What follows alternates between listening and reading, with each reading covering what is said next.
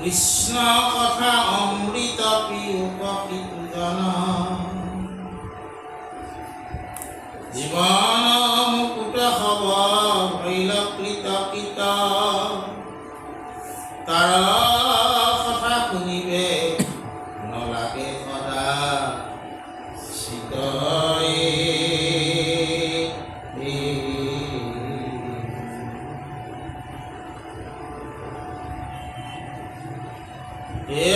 মুকুট হৈ বাকপতি চাহে যিটো নৰ ইও যুগ জ্ঞান অভ্যাস হয় নিৰন্তৰ কথা শুনিবাৰ প্ৰয়োজন নাহি তাৰ বিষয়ত আতিয়াস অতি চিত্ত যাৰ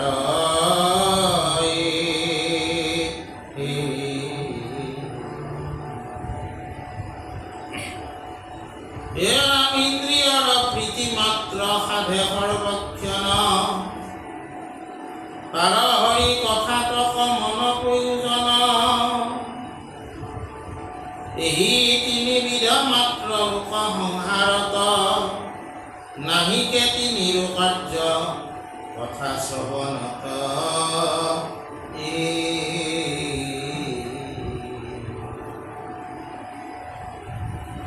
কেৱল পাতকী মাত্ৰ শুনিবে কথা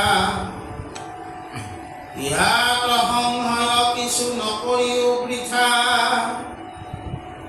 শুনিও উত্তৰ ইটো তেজি কুনি বন্ধ কথা শুনিবে কেনে এতেকে বন্ধ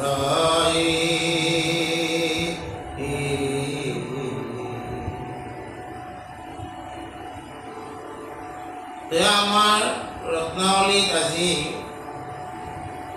কোৱা হৈছে যে ঈশ্বৰৰ কথা শ্ৰৱণ কোনে কৰিব লাগে।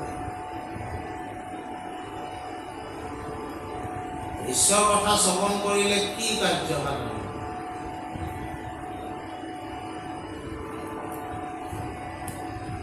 ঈশ্বৰৰ কথা শ্ৰৱণ কৰিলে কলিমল নিৰ্মূল হয়, কুবাসনা হৃদয়ত উৎপত্তি হয়, কুবাসনা আঁতৰি যায়,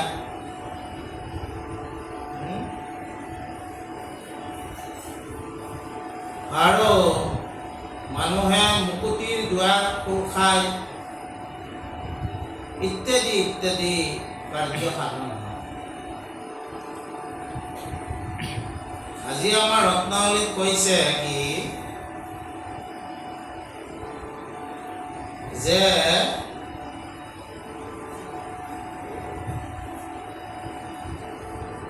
শ্ৰৱণ কৰাৰ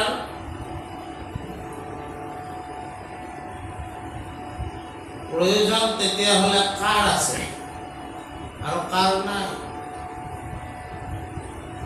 পাপীসকলেহে শ্ৰৱণ কৰিব লাগে কৃষ্ণ কথা, কাৰণ কৃষ্ণ কথা শ্ৰৱণ কৰাৰ যিখন আধাৰ শাস্ত্ৰ শ্ৰীমদ ভাগৱত,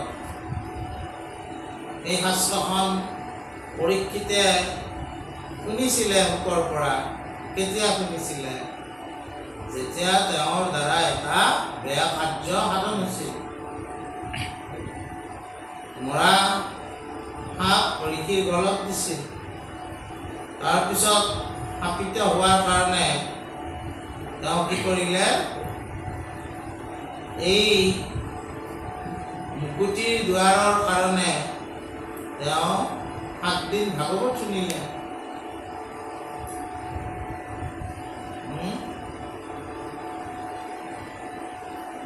কৃষ্ণ কথা অকল পাপীবিলাকে শুনিব লাগে।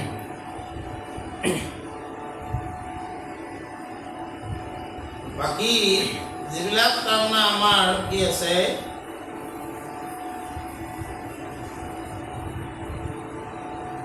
ইন্দ্ৰিয়ৰ যিবিলাক প্ৰীতি বা আসক্তি থকা লোক, তেওঁলোকে কৃষ্ণ কথা শুনিব লাগে কি নালাগে? দ্বিতীয়তে, বিষয় বাসনাত যিসকল আসক্ত লোক, তেওঁলোকে কৃষ্ণ কথা শুনিব লাগে কি নালাগে?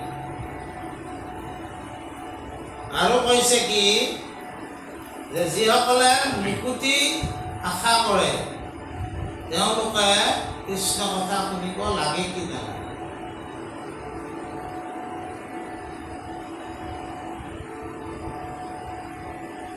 এই ক্ষেত্ৰত আমাক ৰত্নাৱলী কৰিছে কি যে এই কথাটো অকল পাপীয়ে যে ভগৱন্তৰ কথা শুনিব লাগে, এই কথাটো আচলতে এটা কুনিবন্ধ। এটা মানে কুনিবন্ধ, এইটো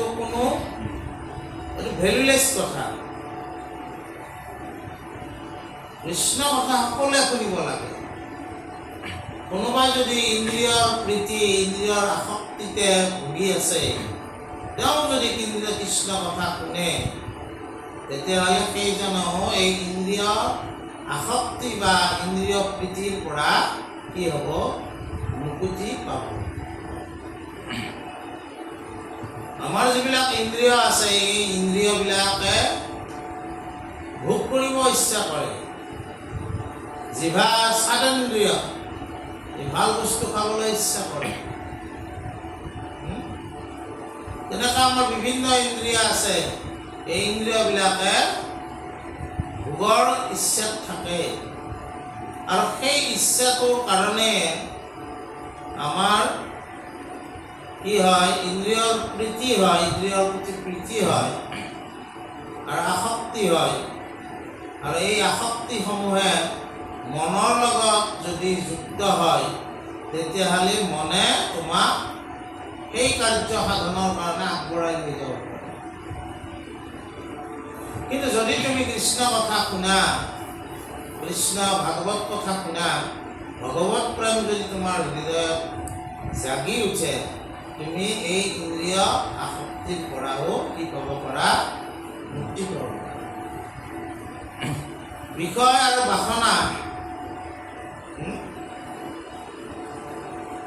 এইবিলাকে আমাক কামাসক্ত কৰি ৰাখে। কামনা বাসনা চৰিতাৰ্থ কৰাৰ কাৰণে মনটো অনবৰত কি হয়, উৎসাহ হৈ থাকে। আকৌ তাৰমানে ঈশ্বৰৰ ওচৰ চাপৰ পৰা আমাক আঁতৰত ৰাখে। ল'ৰা ছোৱালী এই সমস্তৰ কথা আমি চিন্তা কৰোঁতে কৰোঁতে ঈশ্বৰৰ পৰা আমি অলপ আঁতৰত থকা যায়। যেতিয়া তুমি ঈশ্বৰৰ কথা শুনিবা, তোমাৰ এই বিষয় বাসনাৰ আসক্তিৰ পৰাও তুমি কি পাব পাৰা, মুক্তি পাব পাৰা। তাৰপিছত কি আছে যে মুকুতি। মুকুতি মানে কি, আমি যিটো মুক্তি বুলি কওঁ, যে এই যিটো আমাৰ মুক্তিৰ অৰ্থটো সাধাৰণ অৰ্থত কি, যে আমি জন্ম মৃত্যুৰ যিটো চক্ৰ, এই চক্ৰক আমি জন্ম হৈ আছোঁ, মৰি আছোঁ, জন্ম হৈ আছোঁ, মৰি আছোঁ, এনেকৈ চক্ৰকাৰত আমি ঘূৰি আছোঁ।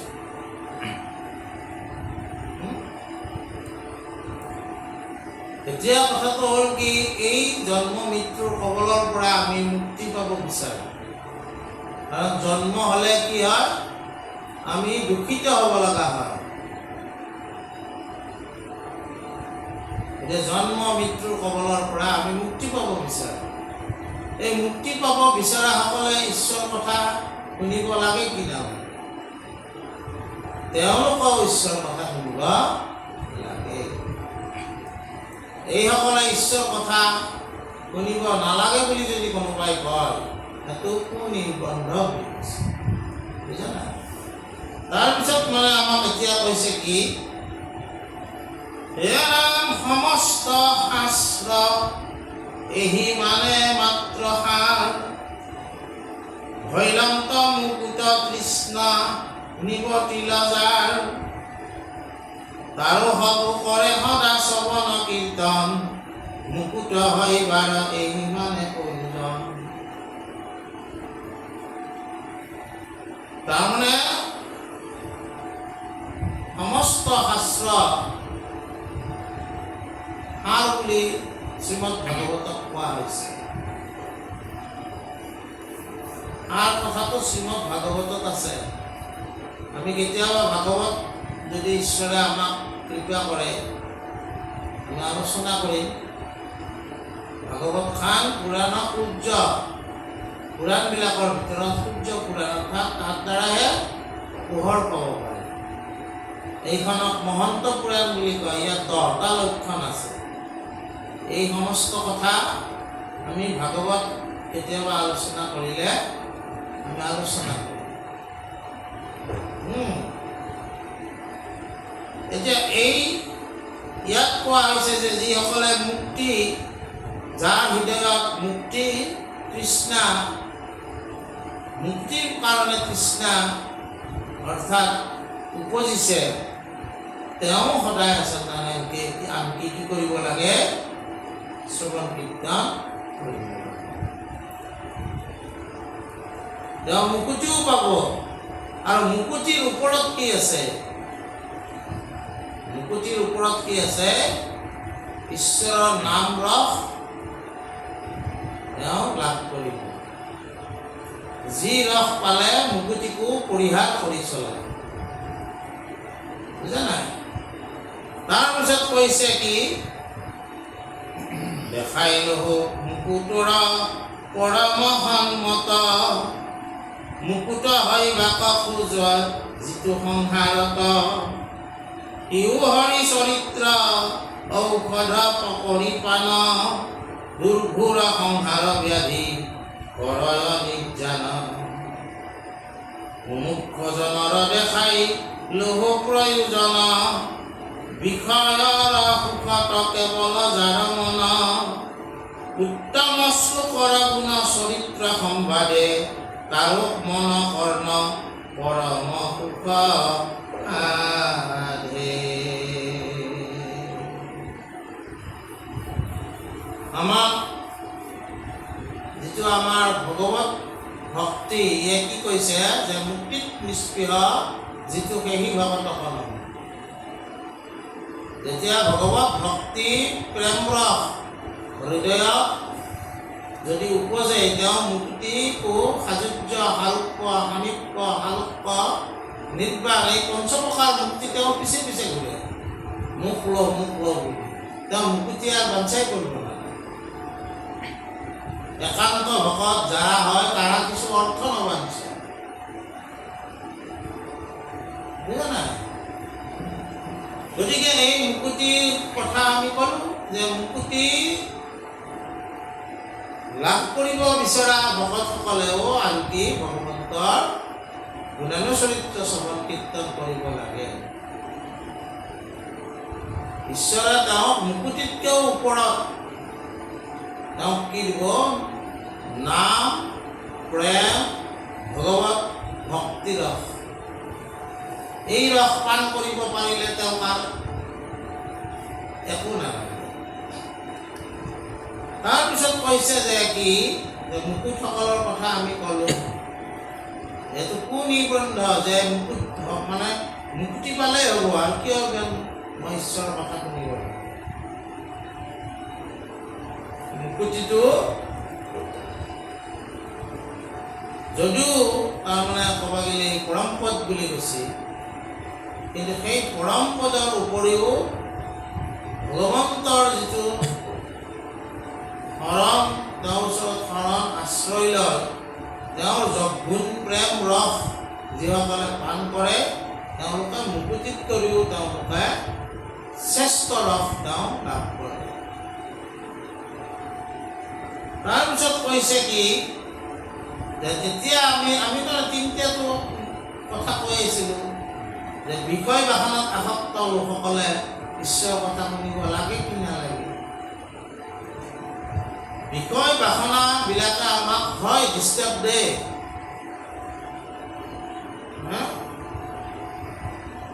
মহাপুৰুষ শংকৰদেৱে গাঁৱত তেওঁৰ ল'ৰাটো জন্ম পাওঁতে কি লিখিলে বাবাৱে পৰি হৰি কৰম কাতৰি প্ৰাণ ৰাখবি মূৰ বিষয় বিষজৰ বিষে জৰা জৰ জীৱন নাৰহে ফুৰ।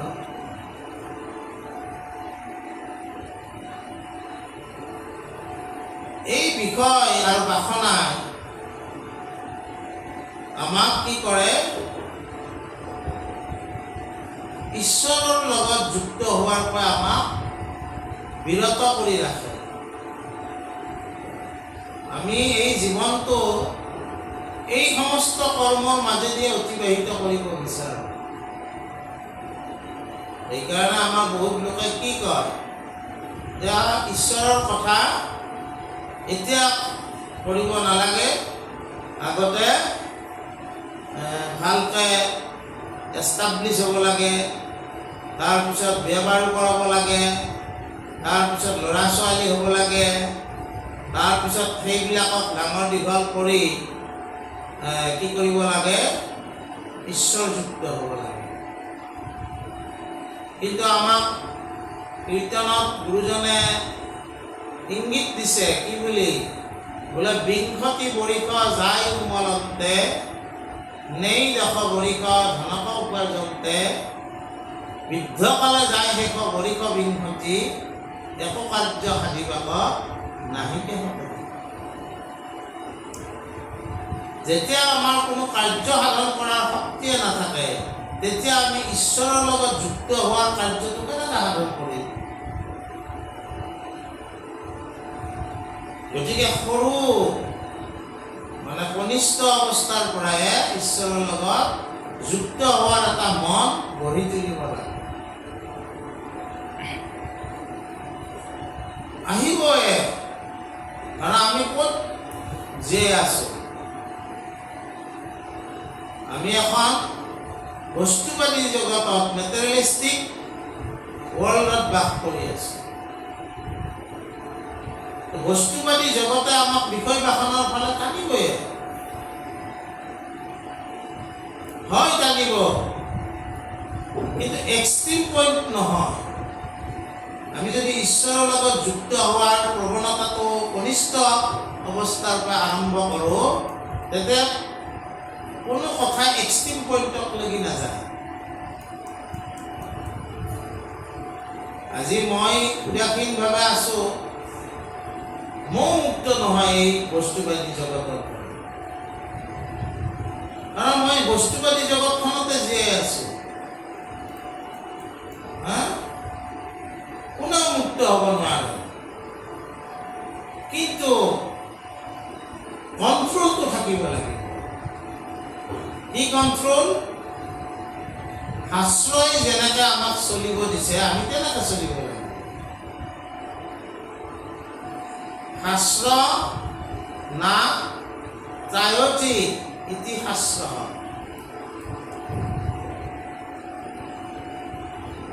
শাস্ত্ৰবিলাকে আমাক শাস্ত্ৰমতে আমি যদি অনুশাসিত হৈ জীৱনটো চলাওঁ, তেতিয়াহ'লে আমাৰ জীৱনটো কি হয়? ধন্য হয়। চবেই থাকিব,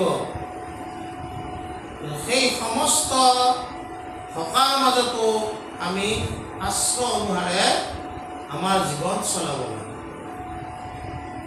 আৰু বিষয় বাসনাত আসক্ত লোকসকলে যেতিয়া ঈশ্বৰৰ কথা শুনিব, কৃষ্ণ কথা শুনিব, ভগৱত কথা শুনিব, এই উত্তম শ্লোকবিলাকে, এইবিলাকত কি থাকে? শাস্ত্ৰত কি থাকে? উত্তম শ্লোক। যিবিলাক শ্লোকে তোমাক তাৰমানে কি কৰিব? ঊৰ্ধ্বগামী কৰিব। সেই শ্লোকবিলাকে শাস্ত্ৰত থাকে। সেই শ্লোকবিলাক শুনোতে শুনোতে তুমি নিজে নিজে কি হ'বা? শাসিত হ'বা। আৰু নিজে নিজে শাসিত হ'লে তুমি শাস্ত্ৰৰ মতে চলিব পাৰিবা। আৰু শাস্ত্ৰৰ মতে যদি আমি চলিব পাৰোঁ, তেতিয়াহ'লে আমাৰ জীৱন আমি বিষয় বাসনাত থাকিও ধন্য কৰিব পাৰিম। আৰু সেইকাৰণে বিষয় বাসনাত থকা লোকসকলেও কৃষ্ণ কথা শুনিব লাগে, কাৰণ এইবিলাক হ'ল শাস্ত্ৰৰ কথা। শাস্ত্ৰৰ কথা শুনিলে নিজে নিজক অনুশাসন কৰে। কাকো কোনেও আচলতে ভাল কৰিব নোৱাৰে।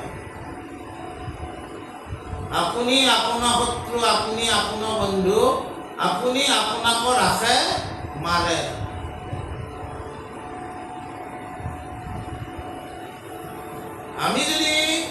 মই যদি নিজক শুদ্ধ কৰিব খোজো, নিজে আচলতে অনুশাসিত হ'ব লাগে। কিন্তু আমাৰ এটা গুৰু পৰম্পৰা আছে, গুৰুই কি কৰিব? শাস্ত্ৰসন্মত পথটো তোমাক দেখুৱাই দিব। আৰু সেই পথটোত যদি তুমি খোজকাঢ়া, তুমি নিজে নিজে কি হ'বা? অনুশাসিত হ'বা। নিজে নিজে অনুশাসিত হ'লে কি হ'ব? তুমি বিষয় বাসনাত থাকিলেও, বস্তুবাদী জগতত থাকিলেও তুমি ঈশ্বৰৰ লগত যুক্ত হোৱাৰ প্ৰেৰণা পাবা। আৰু যদি মই ভাবোঁ যে মই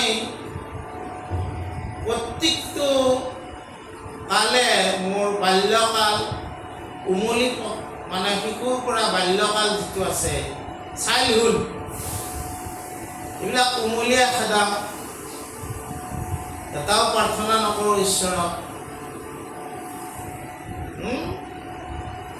যৌৱন বাল্যকালটো খেল খেলি খেদাম, তাৰপিছতে যৌৱন কালটোত যৌৱনাসক্ত হৈ মই ঘূৰি ফুৰোঁ, গৃহস্থী কালটোত টকা পইচা লৈয়ে মই ঘূৰি ফুৰোঁ, আৰু যেতিয়া মোৰ সকলো বল চল কমি আহিব তেতিয়া মই নামঘৰত যাই ভগৱানৰ লগত যুক্ত হ'ব খোজোঁ। হ'ব নেকি?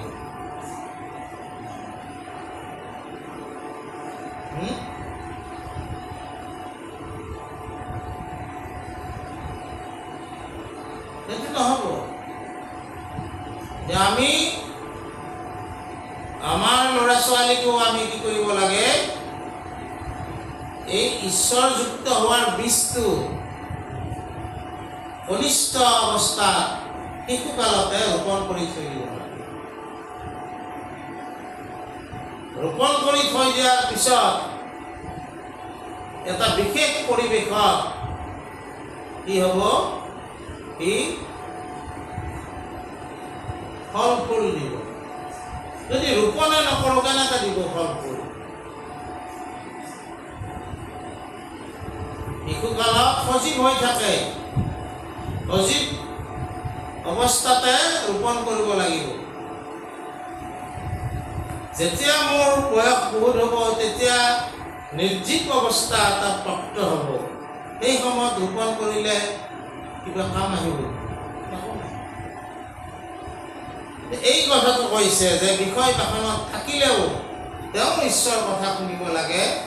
ঈশ্বৰৰ কথা শুনোতে শুনোতে ঈশ্বৰ কথাবিলাকৰ যিবিলাক উত্তম শ্লোক বুলি কৈছে, এইবিলাক এই উত্তম শ্লোকবিলাকে ক্ৰিয়া কৰি তেওঁক বিষয় বাসনাৰ পৰাও মুক্ত কৰাব। তাৰপিছত কৈছে কি, বিষয়ীৰ পৰম শ্লাঘনী হৰি কথা,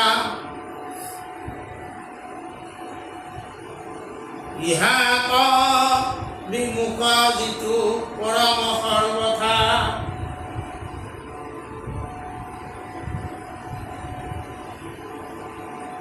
তাতপৰ নাহিকে অধম মন্দমতি, শুনি অকাৰ এবে যিমত দুৰ্গতি,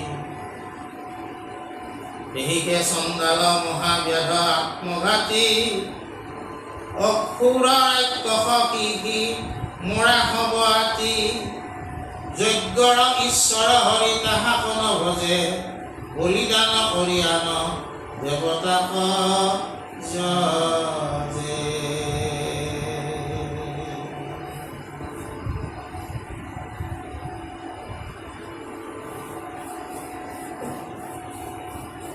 এই উত্তম শ্লোকবিলাক শুনোতে শুনোতে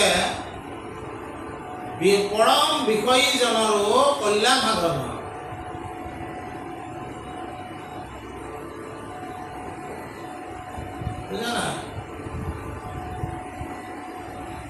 আৰু কৈছে যে বিষয়ীবিলাকেও সকলোৱে জানে যে ঈশ্বৰ কথা আচলতে প্ৰশংসাৰে যোগ্য, শ্লাঘনী বুলি যে কৈছে তাৰমানে প্ৰশংসাৰ যোগ্য, সন্মানৰ যোগ্য।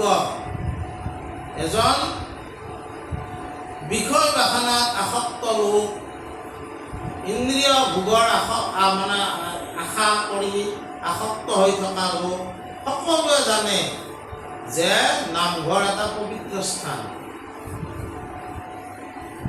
ঈশ্বৰ হৰিৰ কথা পবিত্ৰ কথা তেওঁলোকেও জানে। কিন্তু তেওঁলোকৰ এই আসক্তিসমূহে এই ভাল কথাটোৰ পৰাই দূৰত ৰাখে। চবে জানে এই কথাটো ভাল বুলি, কিন্তু আমাক এই বিষয় বাসনাবিলাকে, ইন্দ্ৰিয় ভোগৰ আসক্তিয়ে আমাক এই ভাল কথাৰ পৰা কি কৰে, দূৰত ৰাখে।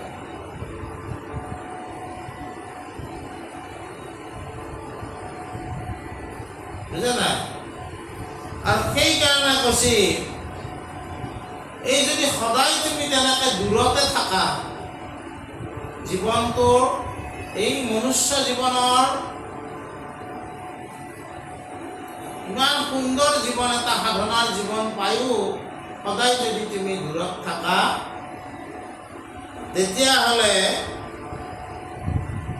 তোমাক মন্দমতি বুলি কোৱা হয়।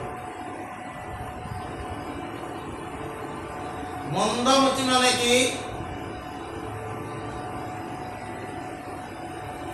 আমাৰ নদীৰ পানী, আমি অৱশ্যে অলপমান নদীৰ লগত সৰুতে জড়িত আছিলোঁ।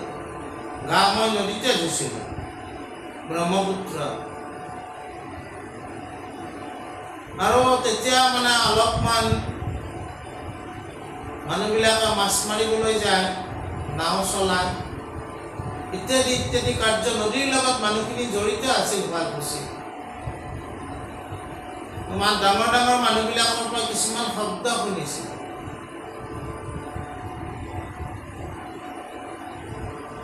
আমাৰ ইয়াত ইলিছ মাছ মাৰিছিল নহয়। ইলিছ মাছ মাৰোঁতে কি বুলি কয়, মানে য'তে ত'তে ইলিছ মাছ নাপায়, কোনোবা কোনোবা ঠাইতহে ইলিছ মাছটো পায়। সেইটো ইলিছ মাছৰ গৰম বুলি কয় সেই ঠাইখিনি। মই অলপ শব্দবিলাক পাহৰিছোঁ, মই মাছ চাছ নামাৰিছিলোঁ, বুজানা? এই এইটো গৰমত ইলিছ মাছ লাভ পাই আছে। আৰু তেওঁলোকে কোৱা শুনিছিলোঁ মন্দা পানী, আচলতে বোৱতী, নদীৰ পানী বোৱতী, কিন্তু নদী যেতিয়া বাৰিষা কালত কেতিয়াবা কেতিয়াবা উল্টা ফালেও বয়, চাকনৈও হয়, ক'ৰবাত ক'ৰবাত পানীটো মানে ৰৈ থাকে, সেইখিনিতে তাক মন্দা পানী বুলি কয়। পানী, নদীৰ পানী বৈ থাকিব লাগে, বুজা নাই? য'ত মানে ৰৈ গৈছে তাক মন্দা পানী বুলি কয়।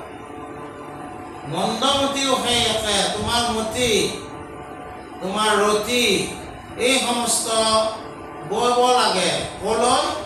ভগৱন্তলৈ। যেনেকৈ নদীৰ পানী সাগৰত পৰে, নদীৰ পানীৰ গতিটো কলৈ? সাগৰলৈ। আমাৰো ৰতি, মতি, গতি ক'লৈ হ'ব লাগে? ঈশ্বৰলৈ। বুজা নাই? কিন্তু যেতিয়া ৰৈ যাব, তেতিয়া তোমাৰ মতিটো ৰৈয়ে গ'ল ক'ত? বিষয় বাসনা। তেতিয়া তোমাৰ দুৰ্গতি হ'ব। তুমি মনুষ্য জনম পাইছা যদিও তোমাৰ জনমটো কেনেধৰণৰ হ'ব, এই জনমটোৰ কথাটো কেনে? ইয়াত কোনো প্ৰেম নাথাকিব।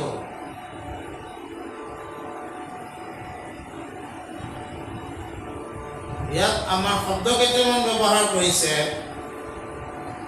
ব্যাধ, ব্যাধে যদি প্ৰেম কৰে তেওঁ ক'ত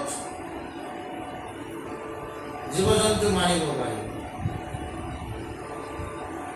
চাণ্ডালে যদি প্ৰেম কৰে ক'ত তেওঁ মৰাশ পুৰিব পাৰিব?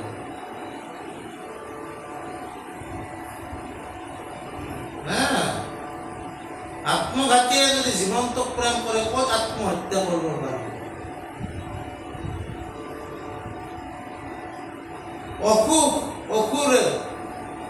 অসুৰে যদি প্ৰেম কৰে কাক দমন কৰিব পাৰিব? ৰাক্ষসে যদি প্ৰেম কৰে তেনেহ'লে কেনেকৈ ভোগ কৰিব পাৰিব?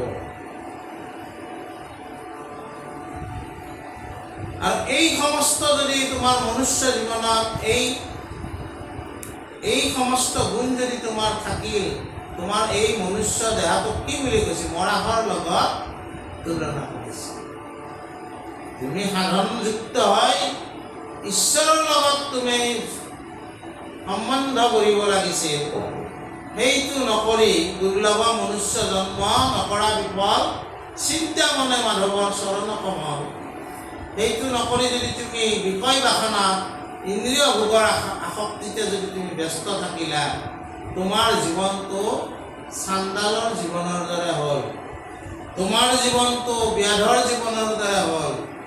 তোমাৰ জীৱনটো আত্মঘাতীৰ দৰে হ'ল। তোমাৰ জীৱনটো অসুৰৰ দৰে হ'ল। তোমাৰ জীৱনটো ৰাক্ষসৰ দৰে হ'ল। বুজা নাই? আৰু তোমাৰ জীৱনটো মৰাহৰ দৰে হ'ল। তুমি জীয়াই থাকিও আচলতে জীয়াই নাথাকিলা। কাৰণ তুমি যি কাৰণত চৈতন্য আত্মাৰ কাৰণে জীয়াই আছা, সেই অনুভূতিটো তোমাৰ কেতিয়াও নহয়। তুমি শুদ্ধ বুদ্ধ নিত্য নিৰ্মল নিৰ্গুণ দেৱ মোৰ প্ৰভু নাৰায়ণে স্বৰূপ আনন্দে সদা সুখী। হৰি হৰি তুমি নিজানন্দে সদা সুখী। আমি মূঢ় মতি ঘোৰা অবিদ্যা সাগৰে মজি মোৰ প্ৰভু নাৰায়ণে স্বৰূপ নজানি ভৈলো দুখী। হৰি হৰি স্বৰূপ নজানি ভৈলো দুখী। হৰি তোমাক নজানি ভৈলো দুখী, স্বৰূপ নজানি ভৈলো দুখী। মই যে কথা কৈ আছো, এই কথা কোৱাৰ দৰাচলতে চৈতন্য আত্মা যিটো মোৰ ভিতৰত বিৰাজমান হৈ আছে, তেওঁৰ শক্তিতে মই আচলতে কথা কৈ আছো। কিন্তু মই জীৱন কালত এইটো বুজিয়ে নাপালো যে মোৰ জীৱনটো কি হ'ল। মোৰ জীৱনটো মৰাহৰ দৰে হ'ল। যে থাকি মোৰ একো কাম নাই। সেই কথাটো কৈছে যে আমি আৰু একাষাৰ কথা কৈছে, মই সেইটো কৈ আহিছো যে যজ্ঞ, আমি কালি যজ্ঞৰ সম্পৰ্কে আলোচনা কৰিম। যজ্ঞৰ ঈশ্বৰ ভগৱন্ত নাৰায়ণ।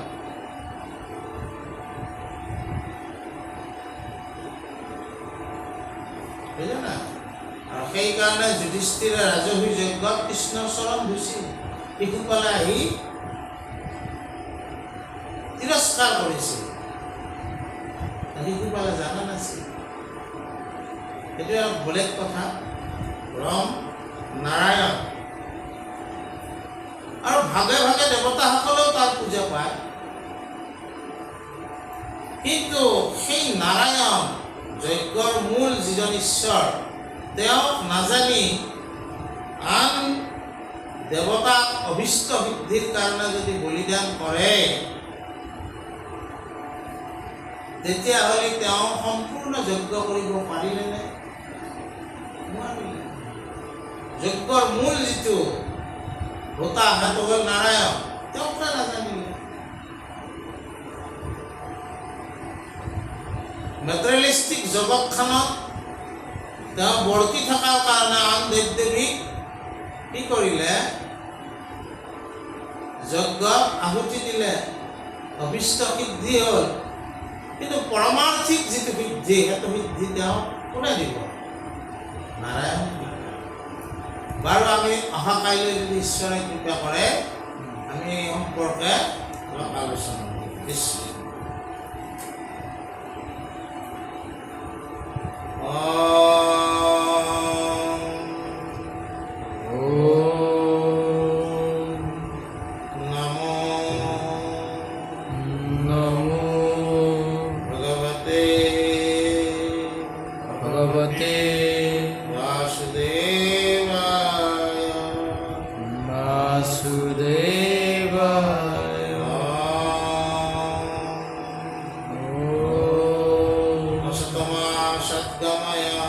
असुतमा सद्गमय तमसमा ज्योतिर्गमय तमसमा ज्योतिर्गमय मृत्युर्मा अमृतं गमय मृत्युर्मा अमृतं गमय